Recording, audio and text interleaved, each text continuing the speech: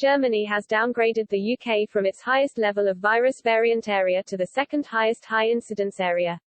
It comes just weeks after German Chancellor Angela Merkel called for quarantine restrictions to be imposed on all UK travellers throughout the European Union (EU).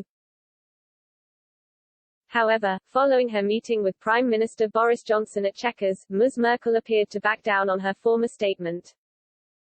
In fact, the Chancellor showed promise that vaccinated Britons could soon be welcomed back to Germany without restriction.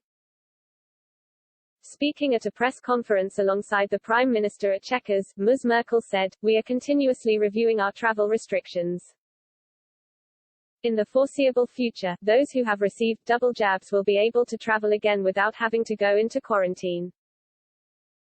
The Chancellor explained Germany's previous calls for bloc-wide rules against Britons was due to a lack of understanding over the Delta variant. She said, "We adopted certain protective measures when we were not as yet so familiar with the Delta variant. We now see the share of the Delta variant in Germany is increasing very rapidly." Despite this, Merkel's previous comments sparked a wave of new rules against Britons throughout Europe. At the time, the German Chancellor said, "In our country, if you come from Great Britain, you have to go into quarantine, and that's not the case in every European country, and that is what I would like to see." Following this, Spain introduced new rules for Britons, demanding all unvaccinated travelers shown evidence of a negative PCR test upon arrival. Those who could not show this evidence are required to quarantine. Green List Malta also made the decision to implement 14 days of mandatory quarantine for Britons who have not taken up both doses of the vaccine.